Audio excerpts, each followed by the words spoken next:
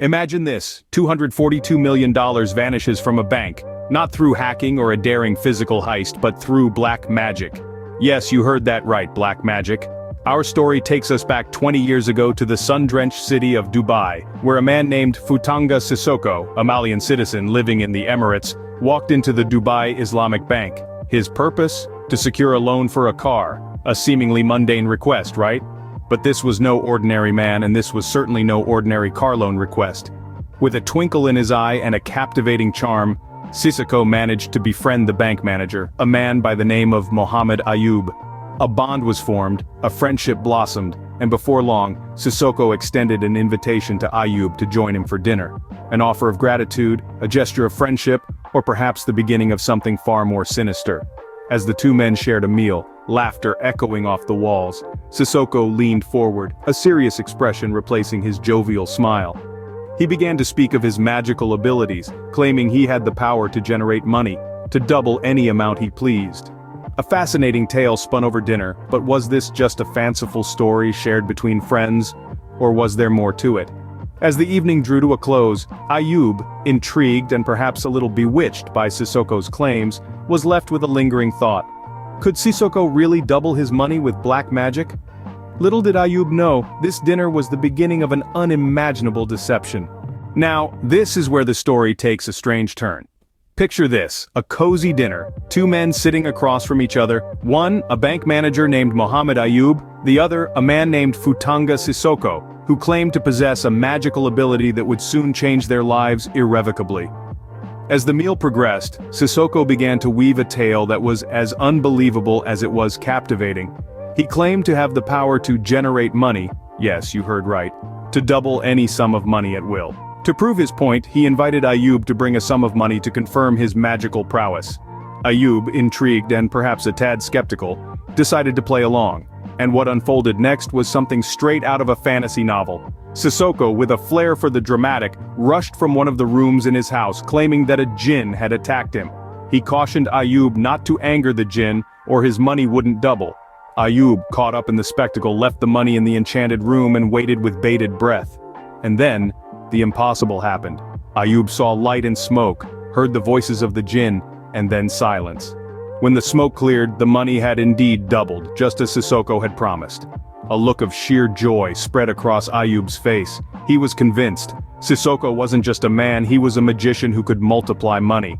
From that point on, Ayub fully surrendered to the magician's charm.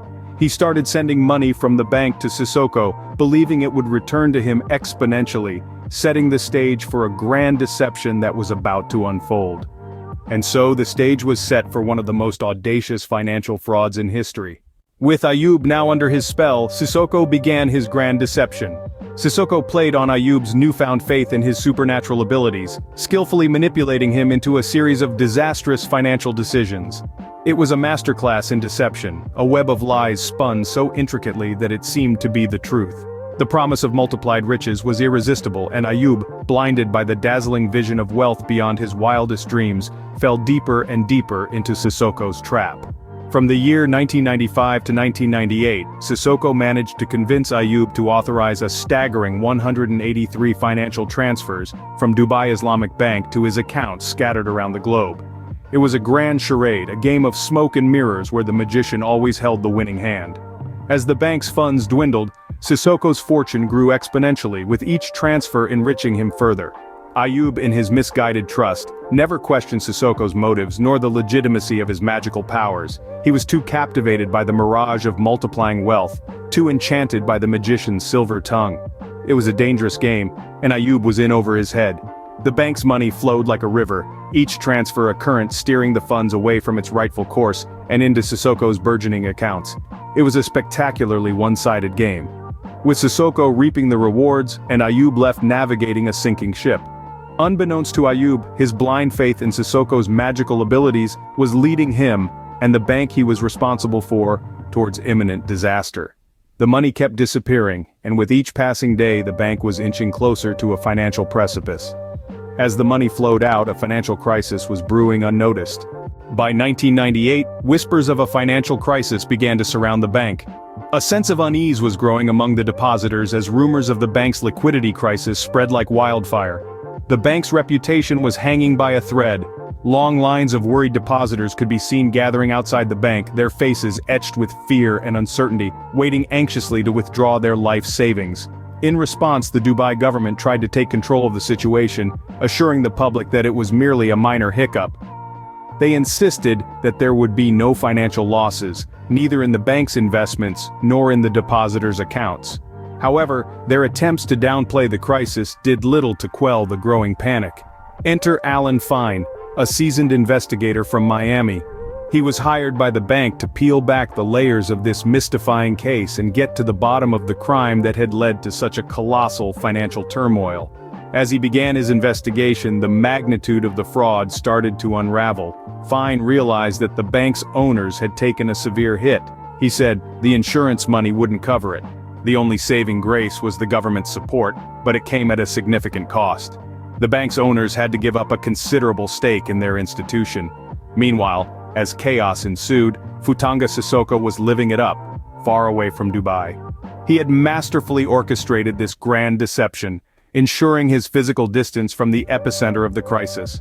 Sissoko was enjoying the spoils of his elaborate scam, basking in the wealth he had siphoned from the bank while the world around him crumbled. Meanwhile, as chaos ensued, Sissoko was living it up, far away from Dubai. The fallout from Sissoko's audacious heist was catastrophic. The Emirati bank, once a titan of the financial world, was left reeling from the audacious exploits of a man they believed could conjure money from thin air. The owners of the bank, proud and respected figures in the industry, had to swallow a bitter pill. They took a monumental hit, their coffers drained by a magic show that turned out to be nothing more than smoke and mirrors. The insurance money they hoped would be their safety net couldn't begin to cover the staggering losses they faced. The government, stepping in to control the spiraling crisis, tried to reassure the public. They downplayed the severity of the situation, labeling it a small problem that would not cause any financial losses for the bank's investments or the accounts of depositors. But the reality was starkly different. The government ended up standing by the beleaguered bank, but it came at a steep price. The bank owners had to give up a significant stake in their institution in exchange for this lifeline. Meanwhile, Sissoko, the architect of this audacious fraud, was living it up thousands of miles away. His plan had always been to stay as far away from Dubai as possible while the money flowed into his accounts. And flow it did, in torrents, leaving a financial institution and a government grappling with a crisis of unprecedented proportions. A few weeks after his magic performance in front of the Emirati bank manager, Sissoko sauntered into another bank in New York. This time, he wasn't there to open an account. No, he had grander plans. Alan Fine, the investigator tasked with piecing together Sissoko's trail of deception, recounts how Sissoko walked into the headquarters of Citibank one day, without a prior appointment, ready for his next act. In the end, Sissoko's black magic didn't just double his money, it multiplied it by millions, leaving a trail of devastation in its wake. His audacious heist serves as a stark reminder of the perils of blind faith, the allure of easy money, and the devastating consequences they can have when combined.